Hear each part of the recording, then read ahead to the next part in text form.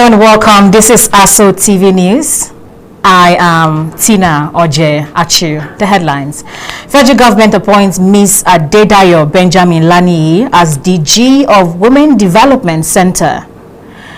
President Tinubu advises APC members to shun do-or-die politics ahead of 2027 elections.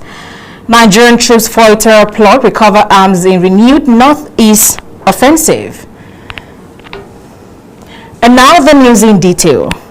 President Bola Ahmed Tinubu has approved the appointment of Ms. Adedayo Benjamin Laniyi as the Director General and Chief Executive Officer of the Mariam Babangida National Center for Women Development for an initial term of 4 years.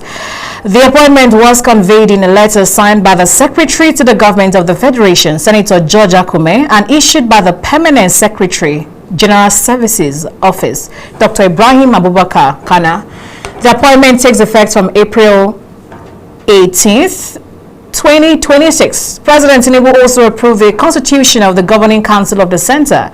Princess Juan Jumai will serve as chairman, while other members include Ms. Lois Alta, Honorable Jamila Sarki, Aisha Bayi, Jumoke Okoya Thomas, and Honorable Princess Anne Agom Ezi. The presidency says the appointments are in line with the National Center for Women Development Amendment Act 2023. President Tinubu congratulated the new Director General and members of the Governing Council, wishing them success in their responsibilities. President Bola Tinubu says Nigeria has attracted nearly $20 billion in foreign direct investment this year. Speaking during a panel session at the ongoing Africa CEO Forum, President Tinubu attributed the inflow to reforms aimed at improving transparency, efficiency, and investor confidence in the country. He said his administration's policies were positioning Nigeria as an open and competitive destination for investment. President Tinubu said that Nigeria would no longer permit the export of raw materials without local value addition, noting that the country possesses the capacity to manufacture products such as electric vehicle batteries from its mineral resources. He also canvassed for stronger economic integration across the continent, urging African countries to move beyond rhetoric and fully activate the African Continental Free Trade Area. According to him, Africa needs to put its money where its mouth is and build a new relationship with its own resources. President Bola Tinubu has cautioned members of the All Progressives Congress against engaging in infighting and do-or-die politics as the party commences its nationwide primaries ahead of 2027 general elections. In a statement personally signed by him on the commencement of the APC primaries nationwide, President Tinubu urged aspirant party leaders and delegates to conduct themselves peacefully while upholding the principles of internal democracy, fairness, and sportsmanship. The president described the primaries, beginning with those for House of Representatives aspirants and ending with the presidential primary on May 25, 2026, as crucial to the unity and future of the ruling party. He urged contestants to approach the exercise as an opportunity to strengthen party unity rather than create divisions. President Tinubu also warned against actions capable of undermining democracy and party cohesion, stressing that winners should avoid triumphalism while losers should accept the outcome in good faith. The president encouraged APC leaders across the country to embrace consensus arrangement where possible, noting that the option could help reduce tension among party members. The National Working Committee of People's Democratic Party, backed by the FCT Minister Barrister Nyesom Wike, has denied purported alliance with the Allied People's Movement in Ibadan, Oyo State. Briefing newsmen at the party secretariat in Abuja, PDP National Publicity Secretary Malam Jongudu Mohammed described the alliance as misleading and unauthorized. He said that the party was not part of any coalition, agreement or arrangement with the APM or any other political group. He accused Oyo State Governor Mr. Seyi Makinde and his associates of allegedly attempting to mislead Nigerians by presenting the gathering as a political alliance for his political ambition. What is being presented to Nigerians as a political alliance is nothing more than another desperate attempt by Governor Seyi Makinde and his associates to mislead the public and manufacture a false impression of political relevance and support. Governor Makinde must stop attempting to camouflage his political intentions through false claims and alliances and consultations.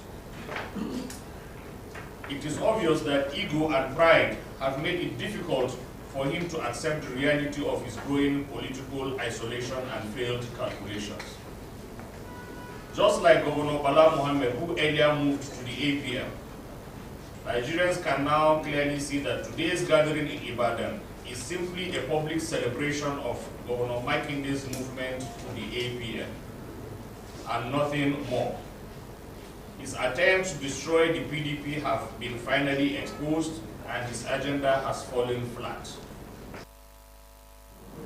Responding on the ongoing leadership tussle within the party, PDP National Secretary Senator Samuel Anyanwu disclosed that legal steps are being pursued against Kabiru Turaki, former Senate President Adolphus Wabara, and others over alleged impersonation. And the DSS on the issue of impersonation, and they have already invited Wabara, Turaki, and others who impersonated themselves at the Shehu Center, where the so-called interim NWC was formed. So the matter is before the Secretary Agencies in Nigeria. And after that, it's relation to the Governor Seyi Makinde of Oyo State has declared his intention to contest the 2027 presidential election during the purported joint mega rally of the People's Democratic Party and the Allied People's Movement in Ibadan, Oyo State. The FCT senatorial aspirant and chairman of Abaji Area Council, Alhaji Abubakar Umar Abdullahi, has officially declared his intention to contest for the FCT Senate seat before members of the All Progressives Congress in Abuja Municipal Area Council. The declaration ceremony was held at the Women during the gathering. The Director General of the AUA Campaign Council, Haruna Shekolo Audi, appreciated the people of Amak for the warm reception accorded to AUA and his entourage. He described AUA as a leader prepared to provide the FCT with quality leadership. In separate goodwill messages, the youth leader of Garaki, Emmanuel, and the councillor representing City Center, Garaki Abuja, Omo Kusum, commended the leadership qualities of Abubakar Umar Abdullahi. He described him as a brother, mentor, and one of the finest political products the FCT has produced. They highlighted his empowerment initiatives, leadership experience, and commitment to the development of the people as qualities worthy of support and emulation. Addressing the gathering, Alhaji Abubakar Umar Abdullahi appreciated the massive turnout of supporters from Amak Area Council and called on party members to come out massively with their APC membership cards to vote for him during the party primaries. The senatorial aspirant stressed the need for fairness and justice through leadership balance in favor of Abuja South, assuring the people that if elected, his leadership would deliver development with fairness, equity, and inclusion. He also acknowledged the role played by Senator Adamu Sidi Ali in protecting Garaki village, while lamenting what he described as a lack of commitment by some representatives within Amak over the past 12 years. And now, Abia State governorship aspirant Mr. Kelechi Anosike has expressed confidence that the people of the state will support his gubernatorial ambitions, saying his professional pedigree has equipped him positively for the position. Mr. Anosike said this in an interview with journalists after a screening session with the PDP screening committee in Abuja.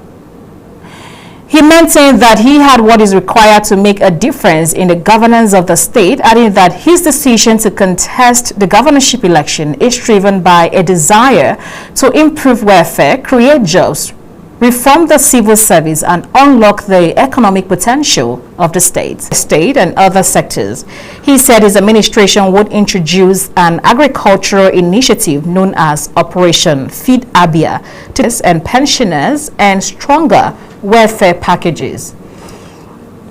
On youth development, he said his administration would create employment opportunities, establish ICT hubs, and introduce compulsory skill acquisition programs in schools. Other gubernatorial aspirants screened by the PDP screening committee include Mr. Kazim Balarami, and Oyo State gubernatorial aspirant Chief Damson Namani for Enugu State, as well as Mr. David Channel 392. Also on Star Times TV, channel 127, and Free TV, channel 507. We are also on the UHF band on channel 38. Still to come. Stand up slowly. Ura Adeleke, abducted my friend. The construction of 70 kilometers Oshogbo Ikirun Agoda Road in Osun State and the construction of 73 kilometers Oshogbo Iwo Ibadan Road in Osun and Oyo State.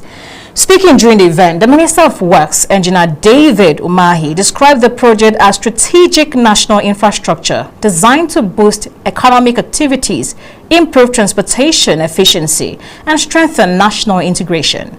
He noted that the reconstruction of the Mandu-Kaduna-Beranin Quarry Road in Kaduna State holds special significance as it was one of the key infrastructure development commitments made by President Tinubu during the 2022-2023 electioneering campaigns.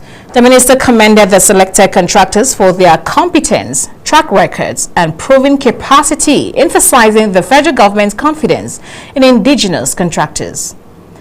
Earlier in his remarks, the Permanent Secretary, Mr. Raphael Olarire Adeladon, who formally signed the contract agreement, described the occasion as a successful completion of the procurement process and the official commencement of project implementation. He commended the leadership of the ministry for its commitment to ensuring that projects reach the execution stage and reaffirmed the ministry's dedication to effective monitoring, quality assurance, and timely delivery.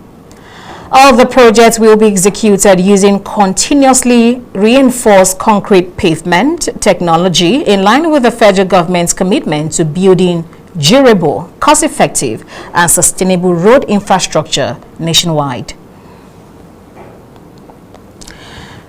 The Rotary President International, Francesca Arezzo, has promised to support Rotary Nigeria to execute more programs in the rural communities. Francesca stated this through his representative, Mr. Gita Manek, at the second edition of the District's 9127 conference in Abuja. Our correspondent, Topsy Gimba, has the details.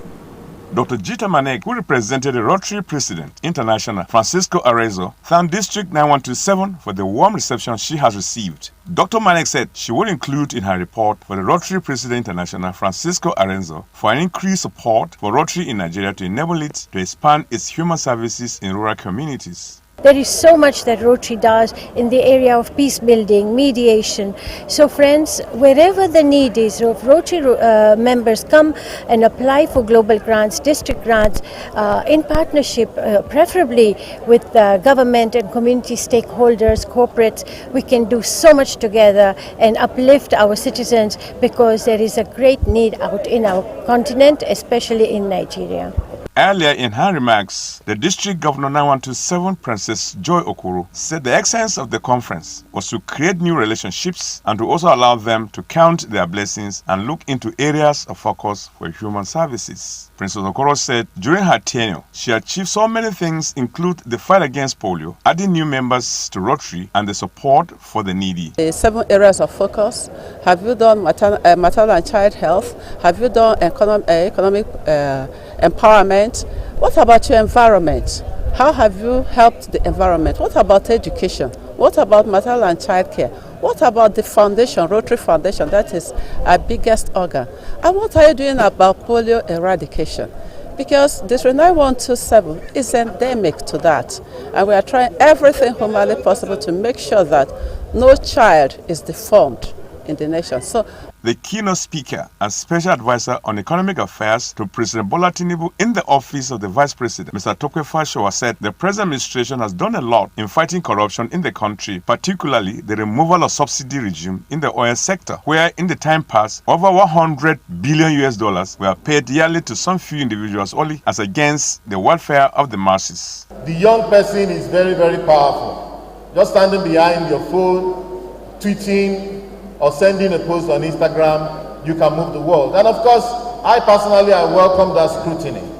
I welcome the scrutiny because it's a good way of getting some feedback in terms of what the government is doing, so that the government can get some feedback from the society about what's going on. So the tax reforms are pro-poor. The Deputy Governor of Kaduna State, Dr. Hadiza Balarabe, was represented at the conference by the Director General on Intergovernmental Affairs, Hajia Hanatu Talatu Muhammad. Many important personalities attended the program. The theme for this year's second edition of the District Conference is Uniting for Good, Restoring Relationships, and Celebrating Service. Topsy Gimba, reporting for ASO Television News. The National Orientation Agency and the Chartered Institute of Project Managers of Nigeria on Monday staged a public awareness walk in Abuja to advocate for mandatory licensing and professional compliance in project management practice across the country. The walk, organized jointly by both agencies, aimed to sensitize stakeholders and the public on the need to engage only certified and licensed project management professionals in public and private sector projects.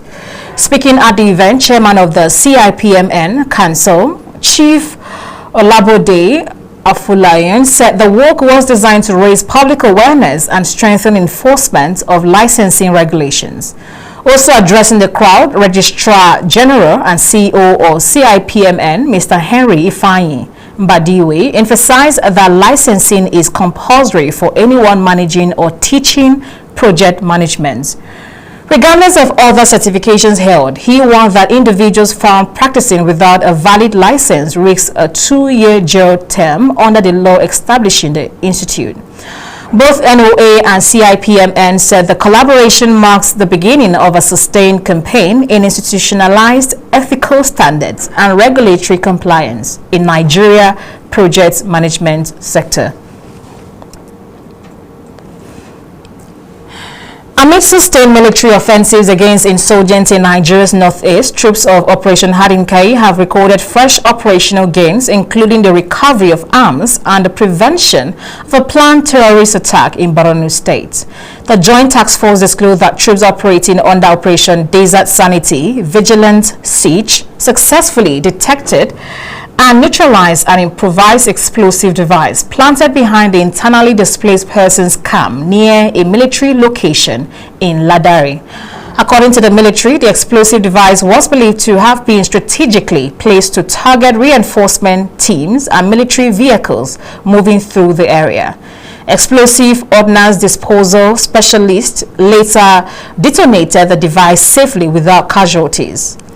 In a related operation along the Ladari riverbanks, troops conducting clearance and strangulation operations uncovered an abandoned cache of weapons and ammunition.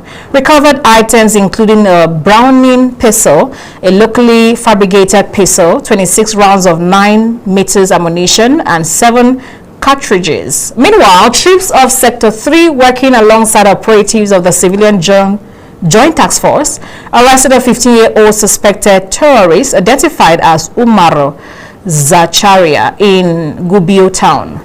Preliminary investigations link the suspect to terrorist activities along the Kareto axis, where motorists have reportedly come under attack.